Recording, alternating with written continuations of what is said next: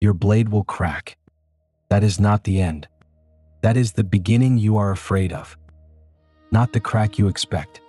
Not the dramatic failure where everything shatters at once. The small crack. The one that appears in the middle of a Tuesday. The tool that stops working. The skill that betrays you.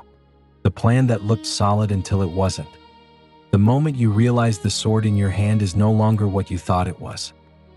Mid-duel, Musashi's wooden sword split. The blade was useless. Most men stop.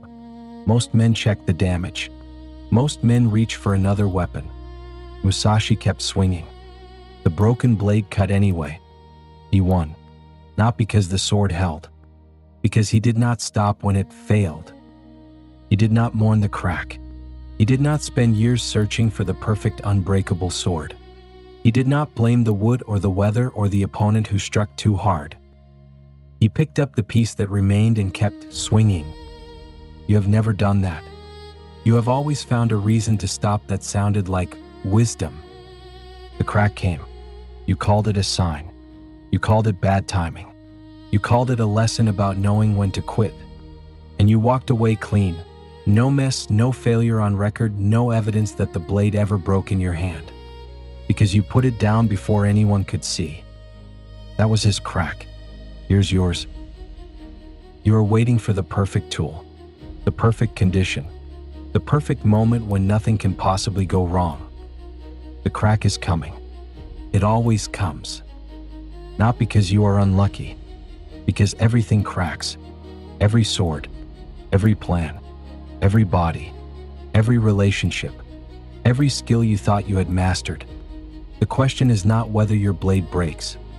The question is what you do with the piece that remains. You have been preparing for the crack your whole life. By avoiding it, you buy the backup plan, the insurance policy, the exit strategy.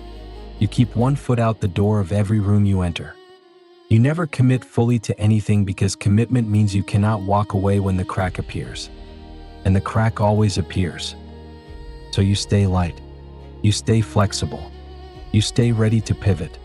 You tell yourself this is strategy. This is wisdom. This is the smart way to move through a world that breaks everything eventually.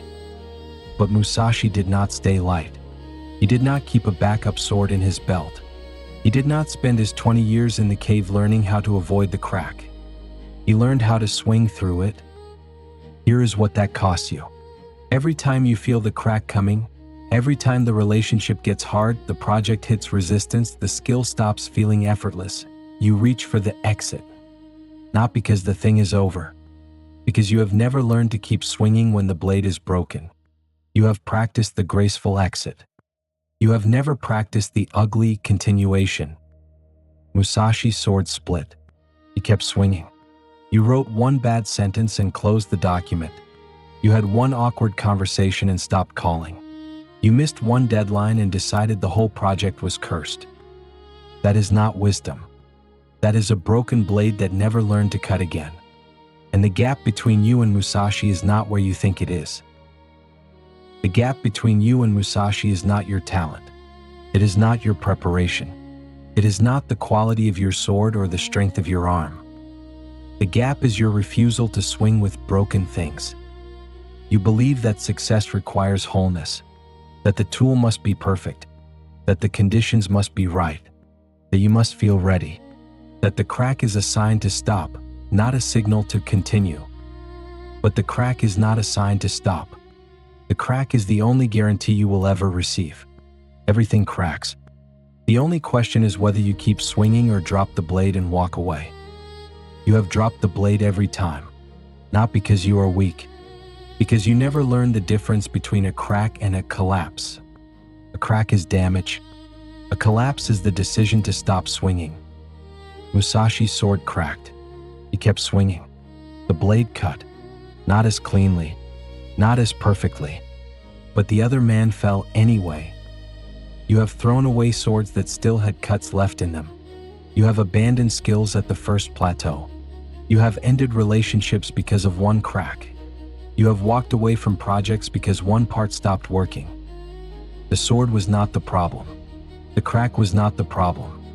The problem was you never learned to finish with what remained. Think about the last time something broke in your hands. Not a catastrophe, a crack. The project that lost momentum. The habit that slipped for 2 weeks. The skill that stopped feeling like progress. What did you do? You assessed. You weighed the damage. You decided, quietly without announcing it, that starting fresh was smarter than continuing broken. And you told yourself that was maturity. That was knowing your limits. That was the intelligent response to failure. It was not. It was the decision that Musashi never made. He did not assess. He did not weigh. He swung. Because the target was still there and the blade was still moving, and the only thing that had changed was that the sword was no longer perfect. You are not afraid of the crack. You are afraid of what the crack reveals, that you were never willing to finish ugly, that you only do the work when it looks like the work is working, that your commitment has always had a hidden condition attached. I will keep going as long as nothing breaks. Musashi had no such condition. He kept going because stopping was not in the calculation. The sword was a tool. The tool cracked. The tool kept cutting. The man behind the tool never wavered. You waver at the first sign of damage, and then you find a new sword and tell yourself this time will be different. It will not be different, because the problem was never the sword. Musashi did not become the greatest swordsman in Japan because nothing ever broke. He became the greatest because he kept swinging after everything broke. The cave did not make him invincible. The cave taught him that the only blade that matters is the one still moving toward the target. Everything else is just metal waiting to crack. Musashi finished with what remained. That is the only question left for you. So here is what changes. You stop waiting for the clean start, the new tool, the better conditions, the moment when everything is working again before you pick it back up.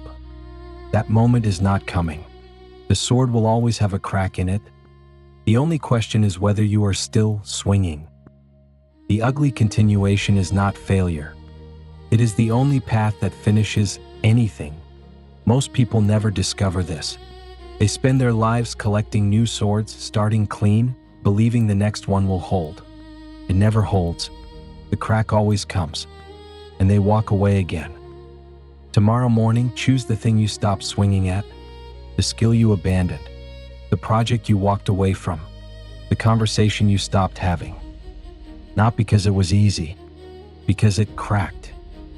Pick it up again. Not perfectly, not with a new plan, not with better tools. Pick it up broken. Swing it as it is. Do not fix it first. Do not wait until you feel ready. Do not buy the course or read the book or find the mentor. Just swing, with the piece that remains. Musashi kept swinging. The blade cut anyway. The crack is not the end. The crack is where you find out if you were ever really holding the sword or just carrying it. Keep swinging with what you have left. I see what others refuse to see. I see what others refuse to see. I see what others refuse to see.